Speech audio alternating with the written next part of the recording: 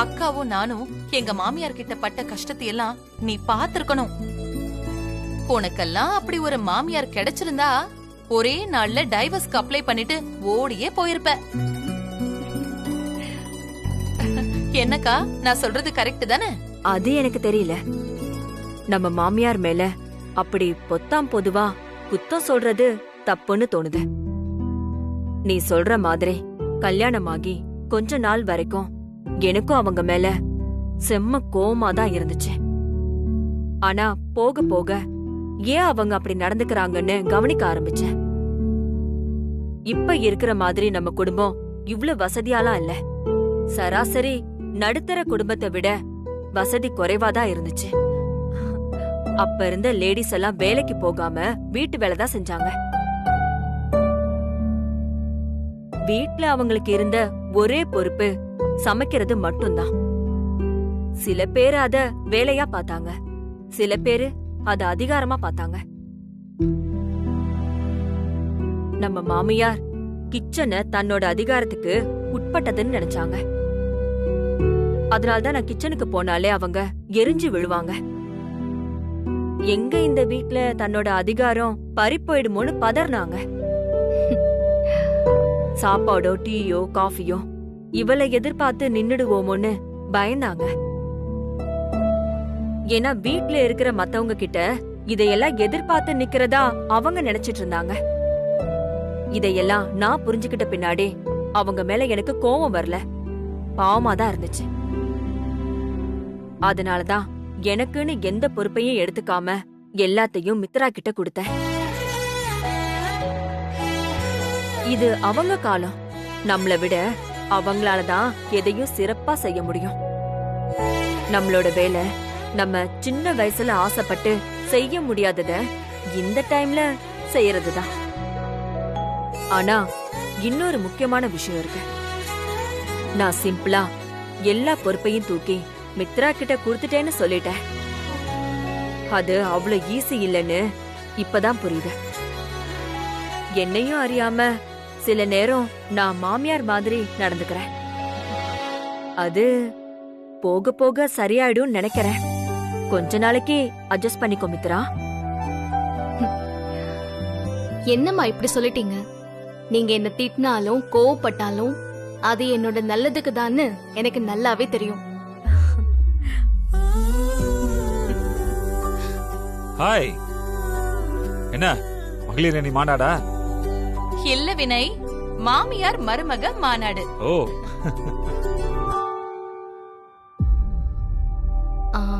அம்மா நீங்க பேசிட்டு இருங்க, நான் வந்துடுறேன். ஏ என்னாச்சு மித்ரா? இரு, பேசிட்டு இருக்கலாம். இல்லம்மா, ரூம்ல மொபைல் ரிங் ஆகுற மாதிரி கேக்குது, நான் போய் பாக்குறேன். ஓ.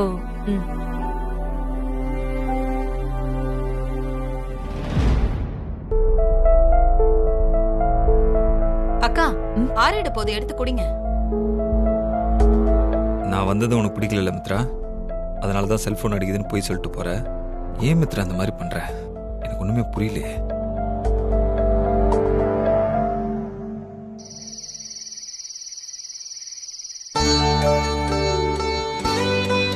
ரகு, வசந்தி பசங்களாம் சாப்பிட்டாங்களா? ஆமாங்க, இன்னைக்கு என்னமோ சீக்கிரமா சாப்பிட்டு படுத்துட்டாங்க. நாங்க தான் நீங்க வரணும்னு வெயிட் பண்ணிட்டு இருந்தோம். பா, இன்னைக்கு சாப்பாடு சூப்பர்ல? ஆமாமா, நானே சொல்லணும்னு நினைச்சேன்டா. யார் சமைச்சது? மித்ராவா? நான் இல்ல டாக்டர், அம்மா தான் சமைச்சாங்க. அப்புறம் எப்படி நல்லா இருந்தது? ஐயோ, மா என்னம்மா ராம்கி இப்படி சொல்லிட்டாரு? ஏன் சொல்ல மாட்டீங்க?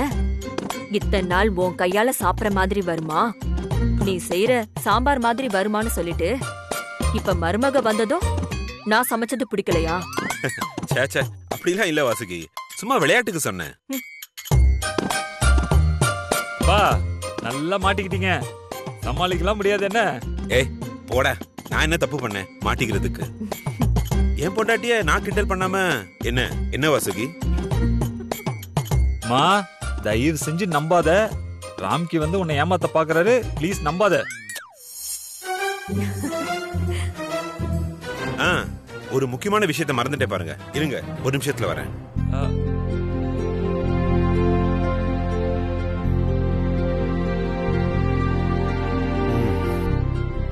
மித்ரா, இந்தம்மா.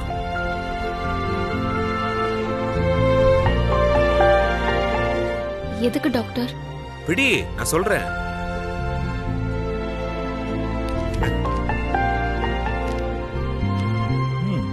பா, இது என்னது? இது மித்ரா வர வேண்டிய சம்பள பாக்கியா?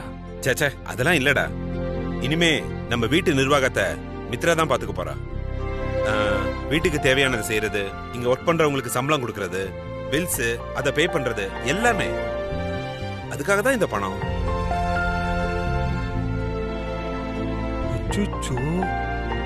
மா, அப்போ அபிஷியலி உங்க இடம் பறிபோக போகுதா?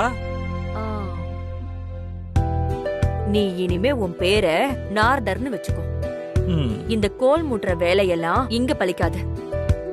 இந்த ஐடியாவை சொன்னதே நான் தான்.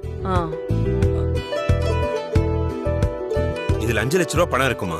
முன்னாடி மாசம் வரவு செலவுலாம் நீ என்னன்னு அப்புறமா வாசுகி கிட்ட கேட்டு தெரிஞ்சுக்க. இந்த மாசத்துல இருந்து இதெல்லாம் உன் பொறுப்பு. சப்போஸ் இந்த பணம் தீந்துருச்சுன்னா என்கிட்ட சொல்லு. இல்ல மாசம் முடியறப்போ மிச்சம் இருந்துச்சுன்னா அத நீயே வச்சுக்கோ. எங்க கிட்ட கணக்கு காமிக்கணும்னு அவசியம் இல்ல. ஓ வீடு, ஓ சாமர்த்தியம். நாங்க இனிமே இந்த தலைவலியெல்லாம் விட்டுட்டு நிம்மதியா இருக்க போறோம். வினய், நீயும் உடம்பு சரியானதும் நம்ம பிசினஸ் எல்லாத்தையும் பாத்துக்கிற வழிய பாரு. ஹாஸ்பிடல்ல மட்டும் என்கிட்ட விட்டுட்டு மத்ததெல்லாம் நீங்களே பாத்துக்கிட்டா எனக்கு ரொம்ப சந்தோஷமா இருக்கும். பரவாயில்லையே, எனக்கு சரியாயிடும். உங்களுக்கு நம்பிக்கை இருக்கா?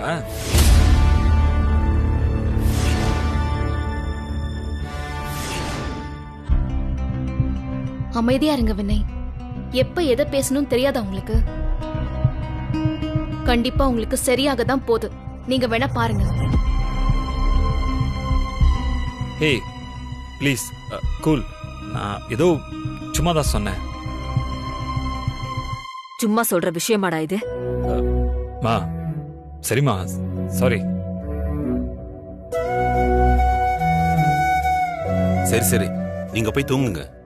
டைம் ஆயிடுச்சு. Okay doctor. Okay, good night பா. மா, குட் நைட். போடா. குட் நைட் மா.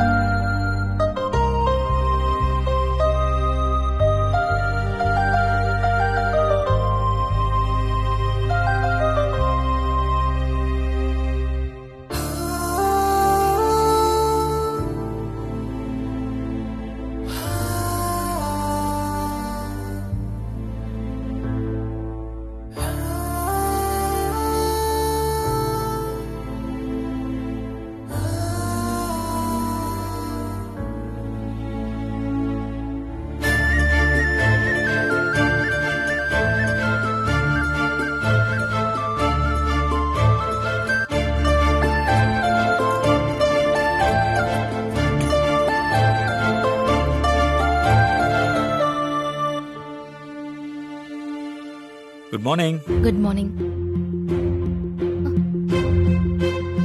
அம்மா, இப்ப எதுக்கு என்ன பார்த்து நீ ஓடி ஒளியற? யார் சொன்னா உங்களுக்கு? நான் ஏன் ஒளியணும்? நீ பண்றதெல்லாம் பார்த்தா எனக்கு அப்படிதான் இருக்கு. எப்படி இருக்கு? நீங்க தான் ஏதோ கற்பனை பண்ணிக்கிறீங்க. மித்ரா, கொஞ்சம் இரு. நேத்தியே நான் வந்தவொடனே எந்திரிச்சு போனேன். அது ஒண்ணு நான் உங்களை பார்த்தெல்லாம் போல. நிஜமாவே எனக்கு கால் வந்துச்சு. ம் சரி, அதை விடு. இப்பயே நான் பேசிட்டு இருக்கும்போது நீ ஓடுற. எனக்கு வேலை இருக்கு வினய். ம் சரி போ.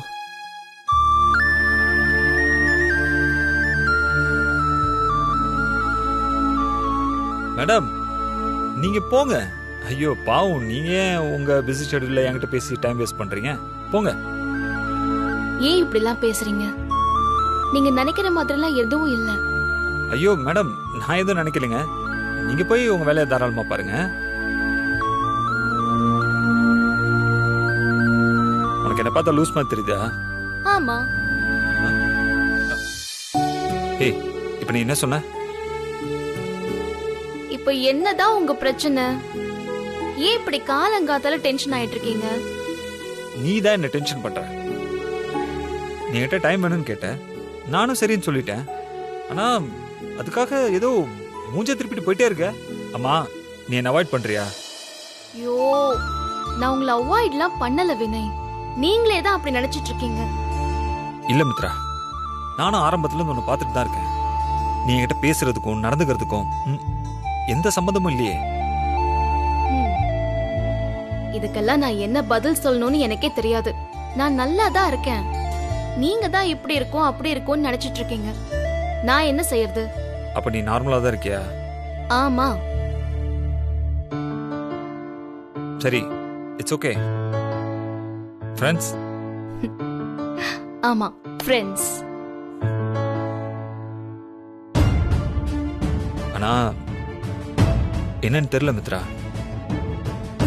உனக்கு ஏதோ ஒரு பிரச்சனை இருக்கு.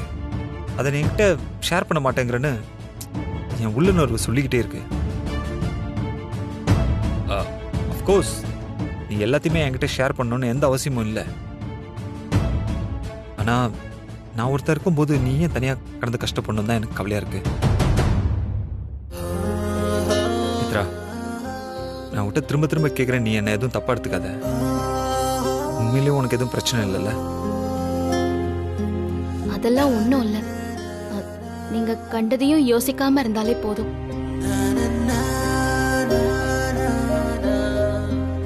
என்ன ஏன் இப்படி பாக்குறீங்க? சும்மாதான். சரி போ. மித்ரா, ஒரு காஃபி. ஓகே.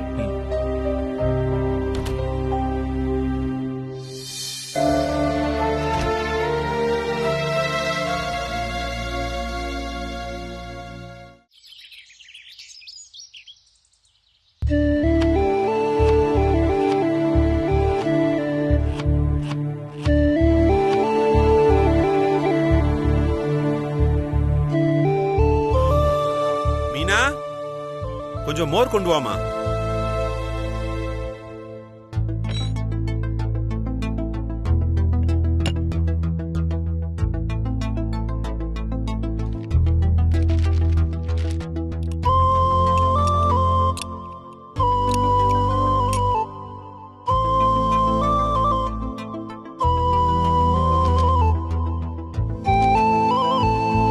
என்னங்க டாக்டர்? ஏய் மித்ரா, நீ தான் கிச்சன்ல இருந்தியா? ஆமா. நான் மீனான்னு நினைச்சேன். ஆமா, நீ ஏமா இதெல்லாம் செய்யற? என்னம்மா, உன்னதான் கேக்குறேன். மீனாக்காவ அம்மா வேலைக்கு வர வேண்டான்னு சொல்லிட்டாங்க. ஏன், என்னாச்சுமா? மீனாக்காவோட பொண்ணு போலீஸ் ஸ்டேஷனுக்கு போயிட்டு வந்தாங்களாம். அதனால. இல்ல, எனக்கு புரியல.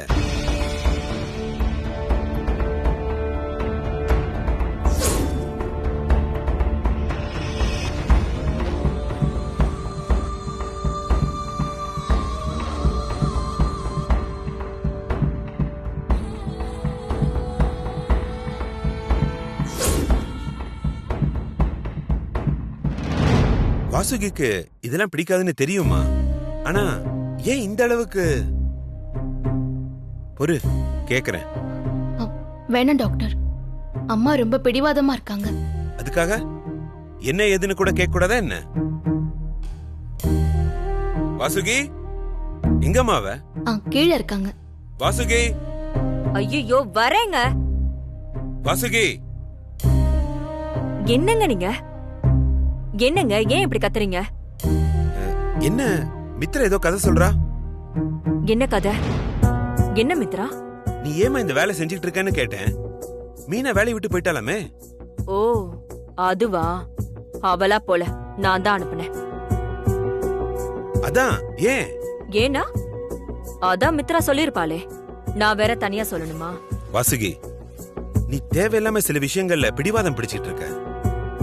என்கொயரிக்கு ஸ்டேஷன் போறதெல்லாம் இந்த காலத்துல சகஜம்மா. இதுக்கே நீ இவ்ளோ ரியாக்ட் பண்ற? உங்களுக்கு வேணும்னா இது சாதாரண விஷயமா இருக்கலாம், ஆனா எனக்கு இல்ல. வரட்டுத்தனமா பிடிவாதம் பண்ணாத வாசுகி. மீனா பொண்ணுக்கும் எப்படியும் வேலை போயிருக்கும். இப்ப நீ மீனாவையும் அனுப்பிட்டேன்னா அவங்க என்னதான் பண்ணுவாங்க? பாவம் இல்லையா? செய்யாத தப்புக்கு ஏன் அவங்க தண்டனை அனுபவிக்கணும்? கொஞ்சமாவது மனசாட்சியோட யோசிமா. அவ தப்பு செய்யலன்னு உங்களுக்கு தெரியுமா? அதான் போலீஸ் விட்டுட்டாங்களே. இன்வெஸ்டிகேஷன் போனாலே ஏதோ விஷயம் இருக்குன்னாங்க அர்த்தம். நெருப்பு இல்லாம புகையுமா? எனக்கு புரியல. நானும் வினயும் எங்கேயாவது தெரியாம மாட்டி இன்வெஸ்டிகேஷன் என்கொயரின்னு ஸ்டேஷன் போனா இப்படிதான் எங்க 2 பேரும் வீட்டை விட்டு துரத்திடுவியா?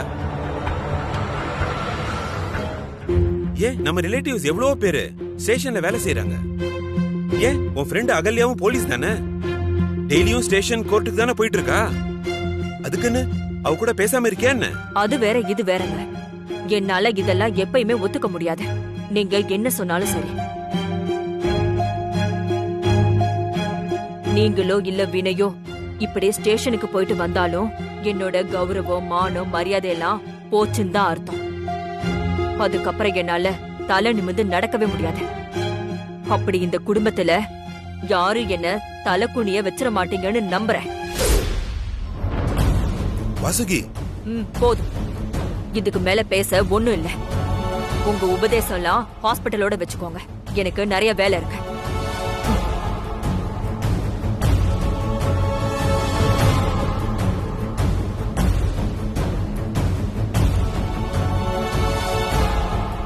மித்ரா என்னம்மா என்னாச்சு?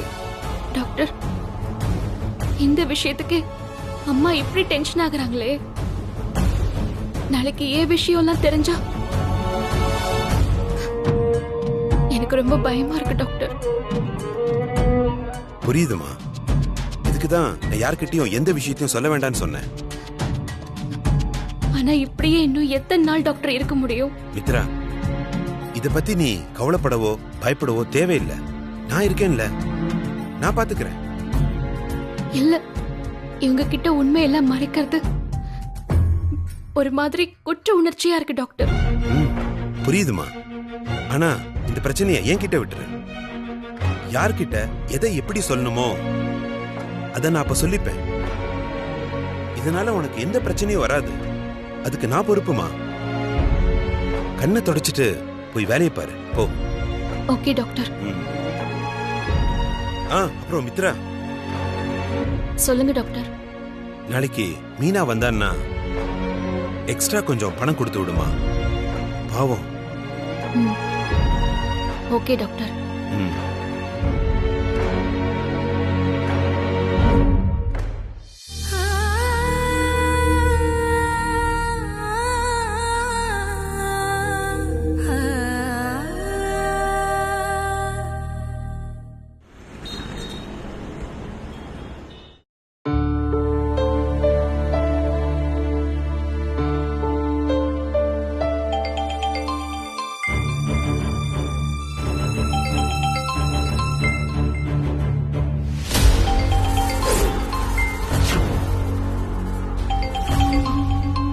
இவனா? இவன் எதுக்கு இப்ப கூப்பிடுறான்? அதுவும் வினய் வர்ற நேரமா பார்த்து. ஒருவேளை அன்னைக்கு மாதிரி வீட்டுக்கிட்ட வந்துட்டானா?